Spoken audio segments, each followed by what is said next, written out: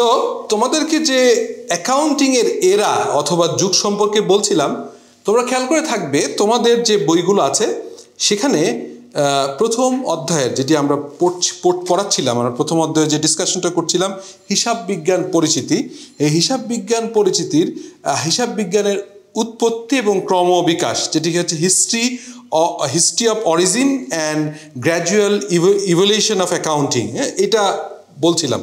তোমাদের বইগুলোতে বা যেটি আছে সেটিকে 4টা ভাগে ভাগ করেছে। উন্নয়ন পর্ব অর্থাৎ ডেভেলপমেন্ট পিরিয়ড, এটি হচ্ছে 1494 সালের পরে। এছাড়া হচ্ছে আরেকটা যুগ বলা হচ্ছে প্রাক বিশ্লেষণ, যেটা হচ্ছে প্রি এক্সপ্লেনেটরি পিরিয়ড, এটা হচ্ছে 1494 থেকে 1800। এবং বিশ্লেষণ পর্ব, বিশ্লেষণ হচ্ছে এক্সপ্লেনেটরি পিরিয়ড এবং আধুনিক পর্ব, এই 4টা ভাগে ভাগ করেছে। যেটি তোমাদের বইতে আমি দেখেছি যে টাইম ফ্রেমে 1494-তে হচ্ছে প্রথম এরা, তোমাদের বইয়ের যে কথাগুলো বলা আছে। বাট এটা আমি তোমাদেরকে পরীক্ষার জন্য প্রিপারেশন ছাড়াও আর একটু ভালোভাবে বলতে চাই। এই কারণে আমি অ্যাকচুয়াল ফ্যাক্টটা তোমাদের বলছি। 1494 থেকে এখানে ভাগ করা হয়েছে 1800 সাল পর্যন্ত। আর একটা দেওয়া হয়েছে হচ্ছে 1800 সাল থেকে 1900 সাল পর্যন্ত, 1800 থেকে 1900, এবং সর্বশেষ যুগকে এখানে দেখানো হয়েছে 1900 সালের পর থেকে। প্র্যাকটিক্যাল অ্যাকাউন্টিং যে বইটা নিয়ে আমি কাজ করছিলাম প্রফেশনালদের, সেইখানে আমি বলছিলাম তোমাদেরকে যে প্রাচীন যুগ। আমি প্রাচীন যুগ কেন বলছিলাম, শুরুতেই বলেছি যে পৃথিবীর ইতিহাসের অ্যাকাউন্টিং এটি কিন্তু শুরু হয়েছে যেদিন থেকে মানুষ তার নিড এবং ওয়ান্ট এসছে, এবং সেই দিন থেকেই তারা কি করেছে, তাদের এই যে প্রয়োজনটাকে আপনার এক্সচেঞ্জ, যেটা বললাম হচ্ছে প্রোডাক্ট এবং সার্ভিস, অর্থাৎ পণ্য এবং সেবার এক্সচেঞ্জ বা বিনিময়ের যে প্রথা, সেটাকে আমরা বার্টার বলছিলাম।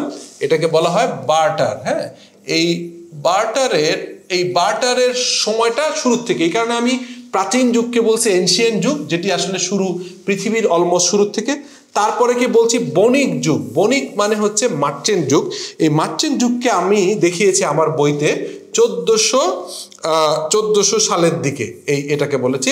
এবং এই যুগের একটা গুরুত্বপূর্ণ হিস্ট্রি হচ্ছে মডার্ন অ্যাকাউন্টিং এর যিনি জনক লুকা পেসিওলি, উনি সুমা দ্য অ্যারিথমেটিকা বইটা সংকলন করেছেন।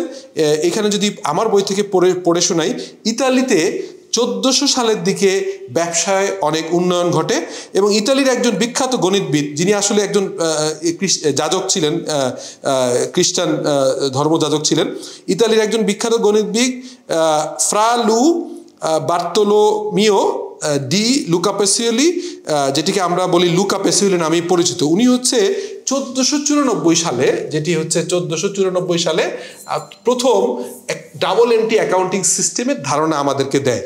যে কারণে তোমাদের বইগুলোতে খেয়াল করবা প্রথম যুগটাকেই 1494 থেকে শুরু করেছে। তার মানে বোঝা গেল যে লুকা পেসিওলির যে বইটা মডার্ন অ্যাকাউন্টিং দুতরফা দাখিলা পদ্ধতি, যেটিকে সহজভাবে যদি বলি, যে কোনো ট্রানজেকশন এর দুটি ধাপ থাকবে, একটাকে বলা হবে ডেবিট অথবা ক্রেডিট, অর্থাৎ যেটিরই ডেবিট থাকবে ওই ইকুয়াল অ্যামাউন্টের একটা ক্রেডিট অংশ হবে। এটাকে বলা হয় দুতরফা দাখিলা পদ্ধতি বা ডাবল এন্ট্রি সিস্টেম। এই ডাবল এন্ট্রি সিস্টেমের আবিষ্কার হচ্ছে 1494 সালে লুকা পেসিওলি করেছেন সুমা দ্য অ্যারিথমেটিকা বইতে। তো সেই কারণে তোমাদের বইগুলোতে 1494 সালের থেকে অ্যাকাউন্টিং হিস্ট্রিতে বলা হয়েছে। কিন্তু আমি এটাকে এর আগে আরেকটা যুগকে রাখার চেষ্টা করেছি, প্রাচীন যুগ, তারপরে বণিক যুগ, যেটাকে মার্চেন্ট এরা বলা হয়, তারপরে ব্যবসায়িক যুগ, ট্রেডার্স। এটার বলার কারণটা হচ্ছে তোমরা নিশ্চয়ই জেনে থাকবা, বা ইন্টারেস্টিং একটা তথ্য শেয়ার করি।